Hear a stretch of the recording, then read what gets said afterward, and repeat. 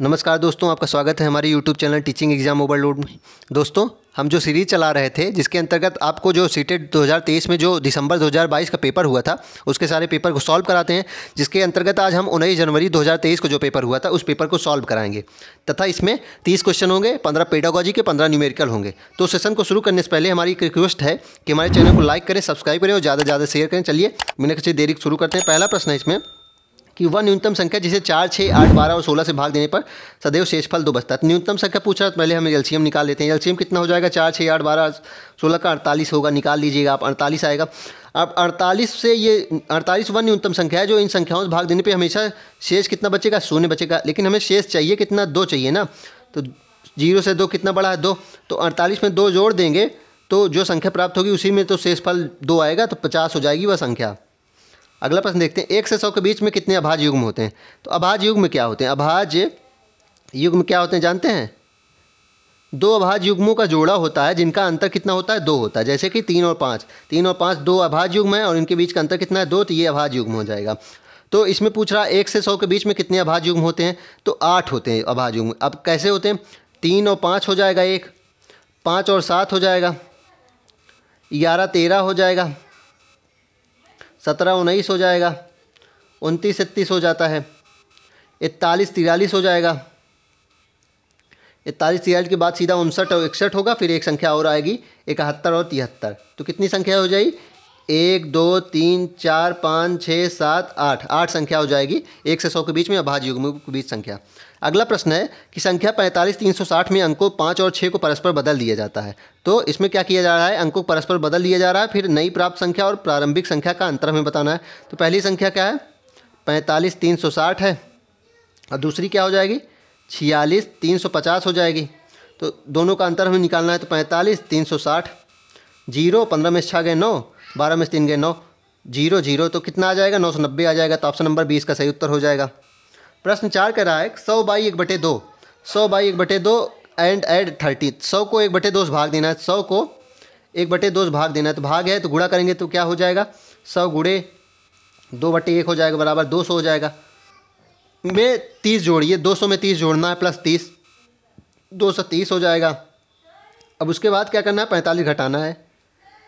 230 में 45 घटाना है, कितना आ जाएगा? 10 में 5 गए 5, 12 में 4 गए 8, 185 आ जाएगा। तो ऑप्शन नंबर सी इसका सही उत्तर हो जाएगा। 185 इसका सही उत्तर हो जाएगा। प्रश्न 5 देखते हैं।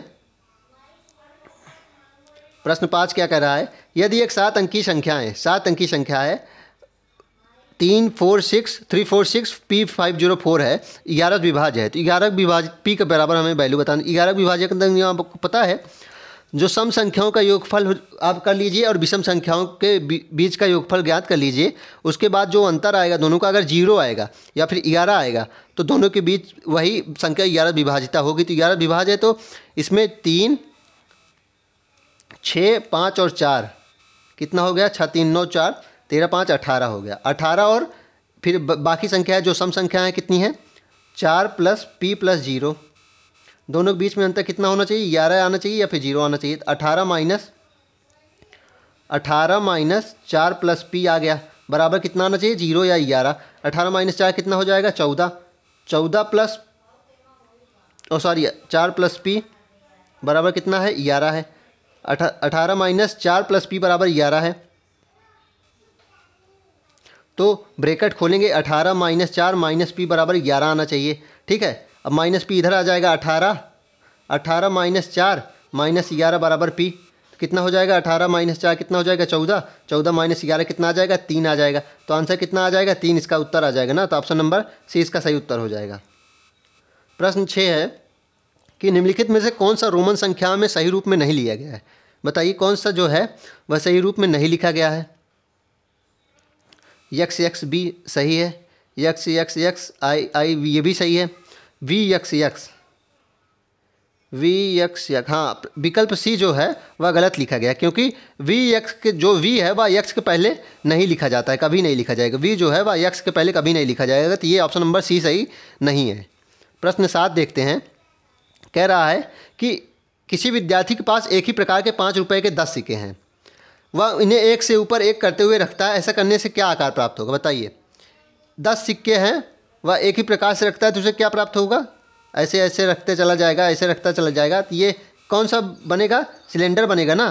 तो क्या बन जाएगा? सिलेंडर बन जाएगा। अगर आपके पास सिक्के हैं, ऐसे रखते चले जाएंगे, ऐसे रखते चले जाएंगे, तो ये लाइन बन जाएगी ऐसी, और यहाँ ये ऐसे बन जाएगा, ये ऐसे। तो ये जो चित्र होता है ये क्या कहलाता है? ये सिलेंडर कहलाता है ना। तो ऑप्शन नंबर डी इसका सही उत्तर हो जाएगा, ये सिलेंडर बन जाएगा। चलिए अगला प्रश्न देखते हैं, प्रश्न 8 देखते हैं। प्रश्न 8 है कि एक त्रिभुजीय आधार वाले पिरामिड में कितने किनारे होते हैं? बताइए, एक त्रिभुजीय आधार वाले पिरामिड में कितने किनारे होते हैं? 6। एक त्रिभुजीय आधार वाले में पिरामिड में किनारे कितने होते हैं? 6 होते हैं। फलक कितने होते हैं आप बताइए? फलक जो हैं फेस 4 होते हैं। और कोने कितने होते हैं? कोण कितने होते हैं बताइए? कोण भी 4 होते हैं, फेस भी 4 होते हैं, कोण भी 4 होते हैं, और किनारे कितने होते हैं? किनारे 6 होते हैं। अगला प्रश्न है, प्रश्न 9 है कि 130 डिग्री के कोण का संपूरक एंगल हमें बताना है। संपूरक एंगल क्या होता है? सप्लीमेंट्री एंगल कितने डिग्री होता है? 180 डिग्री होता है ना। 130 प्लस यक्स बराबर 180 डिग्री हो जाएगा, क्योंकि ये इन दोनों का जोड़ अगर संपूरक कोण है तो 180 आना चाहिए। तो यक्स बराबर कितना आ जाएगा? 130 में घटाएंगे तो 50 डिग्री आ जाएगा ना। तो 50 डिग्री इसका सही उत्तर हो जाएगा। कोटिपूरक कोण क्या होता है? अब आप जान लीजिए, कोटिपूरक कोण क्या होता है? यक्स प्लस वाई बराबर कितना होना चाहिए? 90 डिग्री होना चाहिए। कोटिपूरक कोण कितना होता है? 90 डिग्री। इसको आप ध्यान रखिएगा। प्रश्न 10 देखते हैं कि चीनी के एक बोरी का भार 117 केजी 825 ग्राम है। यदि इस बोरी का भार 4 केजी 175 ग्राम है तो चीनी का भार क्या है? बताइए, चीनी का एक बोरी का पूरा भार कितना है? 117 केजी 825 ग्राम है, और बोरी का भार दिया गया है। चीनी का भार पूछ रहा है तो घटा देंगे, घटाने पर क्या आएगा? चलिए देखते हैं। 117 केजी 825 ग्राम है, और चीनी का भार कितना है? निकालने के लिए हम क्या करेंगे? 4 केजी 175 ग्राम घटा देंगे। 5 12 में 7 गए, कितना? 5 6 और 113 केजी 650 ग्राम। देखते हैं कि इसमें आंसर है 113 केजी। ऑप्शन नंबर बी इसका सही उत्तर हो जाएगा। ये टोटल वेट था और बोरी का वेट दिया गया था, चीनी का वेट पूछ रहा था, तो टोटल वेट में बोरी वेट घटा देंगे तो जो बचेगा वो चीनी का ही तो वेट बचेगा। कितना आया? 113.650, 113 किलो 650 ग्राम इसका आंसर आया। प्रश्न 11 है कि 62 वर्ष 12 माह माइनस 19 वर्ष 23 माह किसके बराबर है? तो बताइए, 62 वर्ष 12 माह माइनस 19 वर्ष 23 माह, तो इसका क्या हो जाएगा? 19 वर्ष 23 माह क्या हो जाएगा? 62 वर्ष है और 12 माह है, और 19 वर्ष 23 माह का क्या हो जाएगा? 20 वर्ष 11 माह हो जाएगा ना। 23 मतलब 23 का मतलब क्या है? 12 ईयर प्लस 11 ईयर। 23 साल अगर कह रहा है, 23 माह कह रहा है, तो 1 साल हो गया 12 माह का और 11 महीना, और तो 1 साल जोड़ दीजिए 19 में तो 20 हो जाएगा, तो घटाएंगे तो 1 आएगा इधर, और इधर कितना आ जाएगा? 42। तो 42 वर्ष 1 मंथ। ऑप्शन नंबर 20 का सही उत्तर हो जाएगा।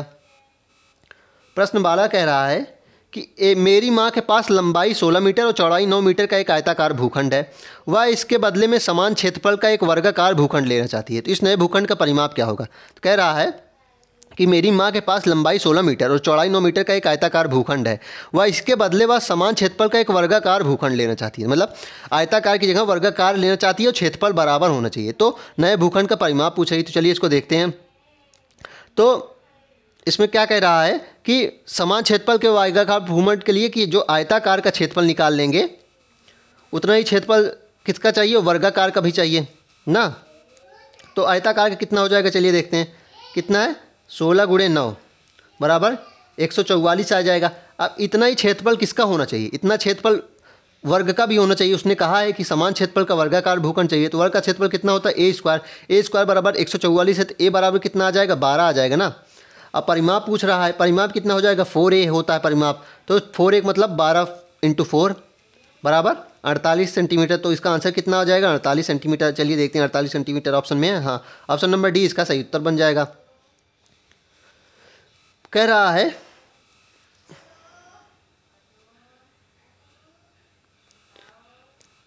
पैटर्न दिया गया है 1 का स्क्वायर प्लस 2 का स्क्वायर प्लस 2 का स्क्वायर बराबर 3 का स्क्वायर, 2 का स्क्वायर प्लस 3 का स्क्वायर प्लस 6 का स्क्वायर बराबर 7 का स्क्वायर, 3 का स्क्वायर प्लस 4 का स्क्वायर प्लस 12 का स्क्वायर बराबर 13 का स्क्वायर। तो 4 का स्क्वायर प्लस डैश पूछ रहा है कितना आएगा। चलिए इसको देखते हैं। तो इसमें आप देख रहे हैं, अगर आप इसका पैटर्न देखेंगे तो इसमें +1 +1 +1 का स्क्वायर हो रहा है। इसमें क्या हो रहा है, इसमें भी +1 +1, तो यहाँ +1 इसमें भी हो जाएगा। कितना हो जाएगा, 5 का स्क्वायर हो जाएगा। 5 का स्क्वायर यहाँ होगा। यहाँ क्या हो रहा है, यहाँ पहले +4 हुआ, फिर 6 से कितना हुआ +6 हुआ। अब +4 +6 मतलब +2 बढ़ रहा है। अब 6 में +2 बढ़ जाएगा तो +8 हो जाएगा। 12 से +8 कितना हो जाएगा, 5 का स्क्वायर प्लस 20 का स्क्वायर यहाँ आ जाएगा ना। अब देख लेते हैं 5 का स्क्वायर और 20 का स्क्वायर वाले कौन से ऑप्शन में है। सिर्फ एक ऑप्शन में, ऑप्शन नंबर डी, तो डी इसका सही हो जाएगा। इसको आप फिर से देख लीजिए एक बार। यहाँ क्या हो रहा था, 2 के स्क्वायर 3 के स्क्वायर 4 के स्क्वायर, तो यहाँ कितना हो जाएगा 5 के स्क्वायर, एक एक बढ़ रहा है। यहाँ 2 4 6 हुआ, 6 6 12 हुआ, तो 12 8 हो जाएगा। उसके बाद 20 हो जाएगा, तो 20 का स्क्वायर हो जाएगा। यहाँ 3 4 7 हुआ, 7 6 13 हुआ, और 13 8 फिर हो जाएगा 21 का स्क्वायर, तो 5 20 स्क्वायर, 5 का स्क्वायर 21 का स्क्वायर हो जाएगा ना। तो ऑप्शन नंबर डी इसका सही उत्तर हो जाएगा। प्रश्न 14 है कि एक विशेष वर्ष में किसी कंपनी का वार्षिक व्यय नीचे दिया गया है। तो एक विशेष वर्ष में किसी कंपनी का वार्षिक व्यय दिया गया था, कितना है, सैलरी 65 करोड़ रुपए है, एडवर्टाइजमेंट में इतना, मशीनरी में इतना, बिजली और पानी में इतना लग रहा है, ट्रांसपोर्ट में इतना और अदर्स में इतना लग रहा है। तो कह रहा है यदि उपयुक्त सूचना का एक दंड आलेख द्वारा 10 करोड़ को 1 सेंटीमीटर स्केल पर लेकर निरूपित किया जाए तो मशीनरी और परिवहन के दंडों की लंबाइयों का अंतर हमें बताना है। तो 10 करोड़ बराबर कितना दिया गया है, 10 करोड़ बराबर हमें 1 सेंटीमीटर में दिखाना है, ठीक है। तो मशीनरी कितनी थी, देख लेते हैं मशीनरी कितनी थी।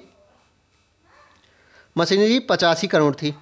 85 करोड़ क्या हो जाएगा, 10 करोड़ 1 सेंटीमीटर है, तो 85 करोड़ कितना हो जाएगा बटे 10, तो 8.5 सेंटीमीटर हो जाएगा ना। और उसके बाद परिवहन की लंबाई हमें देख लेती, परिवहन कितना है, परिवहन 25 है, तो कितना हो जाएगा 2.5 हो जाएगा सेंटीमीटर, क्योंकि 10 भागे 25 हो जाएगा। तो अंतर देख लेते हैं 5 और 2, तो इसका अंतर कितना आ गया 6.0 सेंटीमीटर, 6 सेंटीमीटर अंतर आएगा ना। तो ऑप्शन कौन सा हो जाएगा, ऑप्शन नंबर डी इसका सही उत्तर हो जाएगा। आप समझे, 10 करोड़ बराबर कितना था, 1 सेंटीमीटर था, ठीक है। तो 85 करोड़ बराबर कितना हो जाएगा, यहाँ 8.5 से गुणा हो रहा है ना, तो यहाँ भी 8.5 से गुणा हो जाएगा, तो 8.5 सेंटीमीटर आ जाएगा इधर। ऐसे ही 22.5 ऐसे परिवहन का आ जाएगा।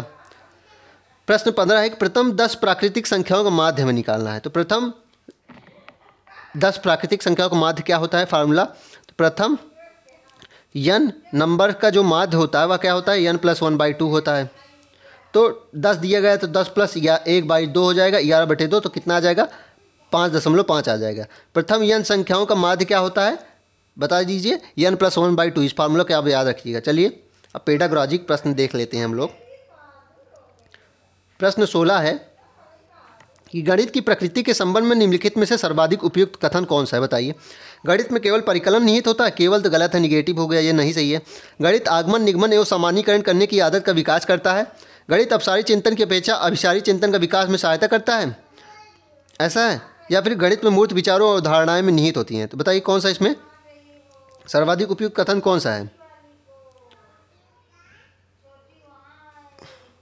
गणित डाइवर्जेंट थिंकिंग को बढ़ाता है ना, ये तो ऑप्शन गलत हो जाएगा, सी तो गलत है, क्योंकि गणित क्या करता है, डाइवर्जेंट थिंकिंग को ज़्यादा बढ़ाता है, कन्वर्जेंट थिंकिंग को कम करता है। इसमें उल्टा दे दिया गया है, तो कौन सा ऑप्शन हो जाएगा, गणित आगमन निगमन एवं सामान्यीकरण करने की आदत का विकास करता है, तो ऑप्शन नंबर 20 का सही उत्तर हो जाएगा। चलिए अब प्रश्न 17 देखते हैं।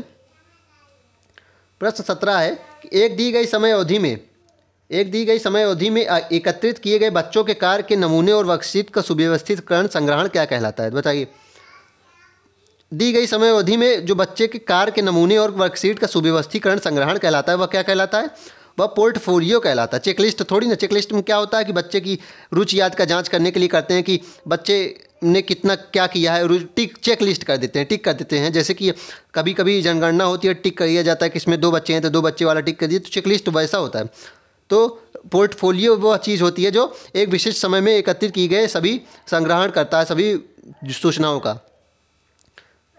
चलिए अगला प्रश्न देखते हैं।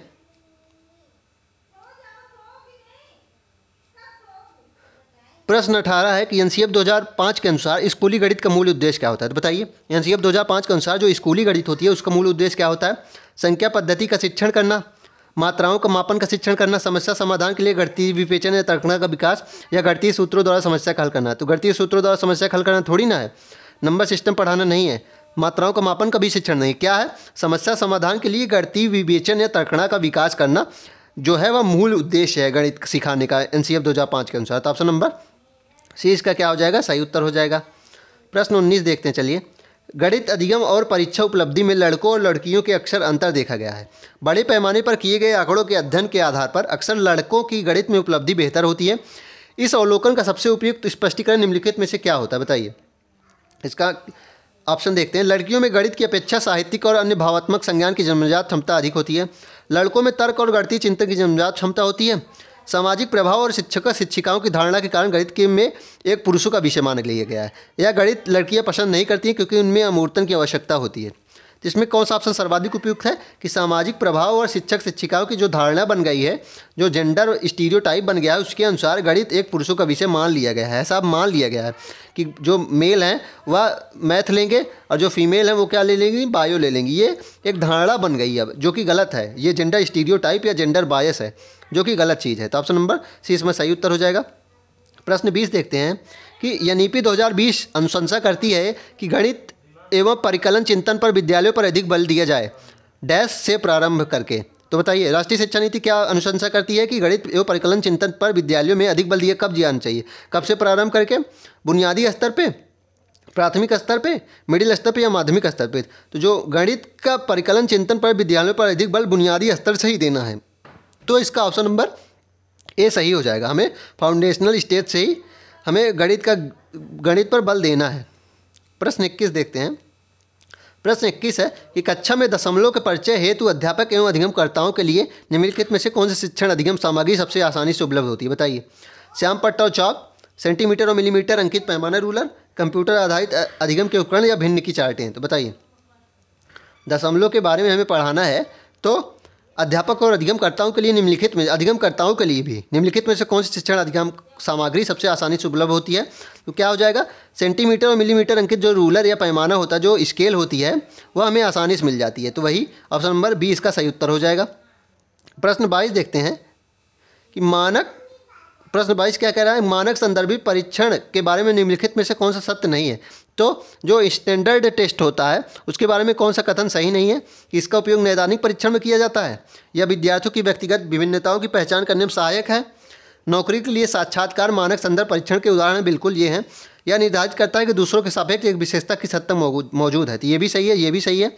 या विद्यार्थियों की व्यक्तिगत विभिन्नताओं की पहचान करने में सहायक है, ये भी सही है। लेकिन यह नैदानिक परीक्षण में किया जाता है, इसका उपयोग ये गलत है। तो जो स्टैंडर्ड टेस्ट होते हैं उनका उपयोग नैदानिक परीक्षण में नहीं किया जाता। तो ऑप्शन नंबर ए ही इसमें गलत है। प्रश्न 23 देखते हैं। प्रश्न 23 क्या कह रहा है कि प्राथमिक स्तर के शिक्षार्थियों में गणितीय कौशल में विकास के लिए निम्नलिखित में से क्या सबसे कम सार्थक है? तो बताइए, प्राथमिक स्तर के शिक्षार्थी हैं, उनमें गणितीय कौशल का हमें विकास करना है, तो सबसे कम उपयुक्त इसमें क्या हो सकता है? पैटर्नों का पहचान और सृजन करना, ये सही है। समस्याओं के समाधान हेतु अनुमान लगाना और सन्निकटन करना, ये भी सही है। गणितीय भाषा में तर्कणा विवेचन का विकास करना, ये भी ठीक है। औपचारिक कलन विधियों को याद थोड़ी ना, हमें मेमोराइज कभी नहीं करना, हमें रटना कभी नहीं है। तो सबसे कम उपयुक्त क्या है? ऑप्शन नंबर डी, मेमोराइज या रटना, जो कंठस्थीकरण होता है, ये कभी हमें नहीं करना है। तो ऑप्शन नंबर डी इसका सही उत्तर हो जाएगा। प्रश्न 24 है कि एनसीईएफ 2005 के अनुसार प्राथमिक स्कूली गणित होना चाहिए, बताइए। एनसीईएफ 2005 जो कहता है प्राथमिक स्कूली गणित कैसा होना चाहिए? स्मृति अभिमुख होना चाहिए, गतिविधि अभिमुख होना चाहिए, अभ्यास अभिमुख होना चाहिए, या मूल्यांकन? कैसा होना चाहिए? गतिविधि आधारित शिक्षण होना चाहिए। जो गणित होता है वह प्राथमिक स्तर पे वह गतिविधि आधारित शिक्षण होना चाहिए। मतलब बच्चों को कह दीजिए कि आप एक सेब लिए हैं, एक सेब और ले लीजिए, कितना सेब हो जाएगा? 2 सेब हो जाएगा। अगर एक सेब को आधा काट दीजिए 1/2 हो जाएगा, और एक है तो कितना हो जाएगा? 3/2 हो जाएगा। तो गतिविधि आधारित शिक्षण करना है मैथ में। प्रश्न 25 है कि कक्षा 5 के बच्चों को जब 23 + 17 जोड़ने के लिए कहा जाता है तो वह तुरंत 40 उत्तर बता देता है। वह पहले 17 + 3 20 जोड़ देता है तथा बचे हुए 20 को जोड़कर 40 उत्तर बताता है या बताती है। निम्नलिखित में से कौन सा तकनीक का उपयोग बच्चे द्वारा किया जाता है? सचारिता द्वारा जोड़ना, अनुमान से जोड़ना, अपघटन तथा 10 पूर्ण करके जोड़ना, या गिन कर जोड़ना? तो वह गिन के जोड़ रही नहीं, वह जल्दी जोड़ रही। वह अनुमान से थोड़ी ना, वह सही उत्तर बता रही है। सहचारिता द्वारा नहीं जोड़ रही, वह क्या कर रही है? अपघटन तथा 10 पूर्ण करके, वह 10 को पूर्ण कर रही है। 23 + 17 था तो 7 और 3 को जोड़ के एक 10 को पूर्ण किया, उसके बाद 20 और 30 को जोड़ के एक 3 10 को पूर्ण किया, 30 10 40, फिर 4 40 हो गया आंसर। तो वो क्या कर रही है? 10 को पूर्ण कर रही है अपघटन करके। तो ऑप्शन नंबर सी इसका सही उत्तर हो जाएगा। 25वें में क्या हो जाएगा? ऑप्शन नंबर सी इसका सही उत्तर हो जाएगा। प्रश्न 26 देखते हैं कि प्रतिभा अपनी गणित कक्षा में कई व्यक्तिगत एवं सामूहिक गतिविधियों की योजना बनाती है और कार्यान्वित करती है। वह अपने अधिगमकर्ताओं को विविध गणितीय क्रीडाओं में भी सम्मिलित रखती है। निम्नलिखित में से कौन सा प्रतिभा की कक्षा के वातावरण के अति उपयुक्त रूप से निरूपित करता है? उसकी कक्षा में अव्यवस्थाएं और अधिगमकर्ता असमंजस में होंगे? नहीं, ऐसा नहीं होगा। वह गणितीय अवधारणाओं के विकास पर ध्यान केंद्रित करने में असमर्थ होंगे? ऐसा भी नहीं होगा। वह सहयोग से सीख रहे हैं, गतिविधि आधारित सीख रहे हैं, तो ऐसा कभी नहीं हो सकता। उसकी कक्षा में अभिष्ट परिणाम की ओर ले जाने वाली परिचर्चा पर्याप्त है? नहीं, ये भी नहीं है। ऑप्शन डी क्या कह रहा है? वह गणितीय अवधारणाओं के विकास में अधिगमकर्ता की सहभागिता को सुनिश्चित करे। बिल्कुल, वह जो गणितीय अवधारणाएं समझा रही है उसके विकास में अधिगमकर्ताओं मतलब जो शिक्षार्थी हैं उनकी सहभागिता को सुनिश्चित कर रही। तो ऑप्शन नंबर डी इसका सही उत्तर हो जाएगा। प्रश्न 27 देखते हैं। प्रश्न 27 क्या कह रहा है कि गतिक ज्यामिति प्रक्रिया सामग्री सॉफ्टवेयर लाभदायक है आकृतियों के गुणों के अन्वेषण करने में और अधिगम करने में। अब ऑप्शन बी है कि आकृतियों के रूपांतरण के लिए। ऑप्शन सी दी गई वस्तु की लंबाई मापने के लिए। तो जो सॉफ्टवेयर है वह क्या वस्तुओं की लंबाई माप सकता है? बताइए। गतिक ज्यामिति प्रक्रिया जो सामग्री हैं वह वस्तुओं की लंबाई मापने में नहीं सहायक है, बाकी आकृतियों के गुणों और अन्वेषण करने में अधिगम के लिए सहायक हैं, आकृतियों के रूपांतरण में भी सहायक है, लेकिन सी में नहीं सहायक है, वस्तुओं की लंबाई मापने में नहीं सहायक है। तो क्या हो जाएगा? ए और बी, केवल ए और बी सही हैं। तो ऑप्शन नंबर डी इसका सही हो जाएगा। प्रश्न 28 देखते हैं। प्रश्न 28 क्या कह रहा है कि प्राथमिक कक्षाओं में गणित माला का सर्वाधिक उपयुक्त उपयोग निम्नलिखित में से कौन सा है? बताइए। गणित माला का उपयोग सबसे अच्छा कौन सा है? गणित माला में विभिन्न रंग के मोतियों को पहचानने के लिए, मोतियों के रंग को पहचानने के लिए थोड़ी ना सिखाया जाता है। अभाज्य संख्याओं को पता लगाने के लिए, संख्याओं को शब्दों में लिखने के लिए, संपलाव गिनती, स्किप गिनती सीखने के लिए। क्या है सर्वाधिक उपयुक्त? क्या है? स्प्लिट गिनती जो होती है, स्किप काउंटिंग जो होती है, उसको सीखने के लिए कि 2 छोड़ के अगर आपको पढ़ना है तो 2, 4, 6, 8, 10, 12 ऐसे पढ़ना है। तो इसे क्या कहते हैं? सम संख्याएं सिखाने में, विषम संख्याएं से पढ़ाने में, तो स्किप काउंटिंग सीखने में सर्वाधिक उपयुक्त होती है गणित माला। चलिए आज का अंतिम प्रश्न देखते हैं। प्रश्न 30 है कि बच्चों को 348 को 17 भाग करने के लिए कहा गया, तब अधिकांश बच्चों ने निम्नलिखित विधि से प्रश्न को हल किया। 17 भाग दिए, 17 दूनी 34 ले गए, उसके बाद क्या किए? शेषफल को नहीं लगाए। तो बच्चों द्वारा की गई किस प्रकार की त्रुटि को आप कैसे संबोधित करेंगे? बताइए। जो बच्चे ने गलती की है उसको आप कैसे संबोधित करेंगे? उन्हें अभ्यास के लिए इसी प्रकार के और उदाहरण देकर, नहीं हमें जब पहला ही कॉन्सेप्ट नहीं क्लियर है तो और उदाहरण देकर क्या करेंगे? और गलत करेंगे बच्चे। उन्हें कलन विधि द्वारा, कलन विधि हमेशा निगेटिव होती है, निगेटिव। अनौपचारिक विधियों द्वारा उत्तर का अनुमान लगाने के लिए बच्चों की सहायता करिए, या भाज्य भाजक और संबंध दिखाने, समस्या हल करने के लिए सूत्र स्मरण कराएंगे आप। सूत्र स्मरण हमें नहीं कराना, हमें क्या करना है? अनौपचारिक विधि मतलब जो इनफॉर्मल मेथड है उनका प्रयोग करके उत्तर का अनुमान लगाने के लिए बच्चों की सहायता करेंगे। तो ऑप्शन नंबर सी इसका सही हो जाएगा। तो प्रश्न 30 का उत्तर क्या हो जाएगा? Option number C. चलिए आज हमने 19 जनवरी 2023 को जो पेपर हुआ था उसके 30 क्वेश्चन को सॉल्व किया। आप इस वीडियो को देखिएगा और आप बताइएगा आपके कितने क्वेश्चन सही हैं। तो आज का सेशन हम यहीं समाप्त करते हैं। आप कमेंट करके ज़रूर बताइए कि आपके कितने प्रश्न सही होंगे। चलिए फिर बिना किसी देरी के सेशन को ख़त्म करते हैं। धन्यवाद।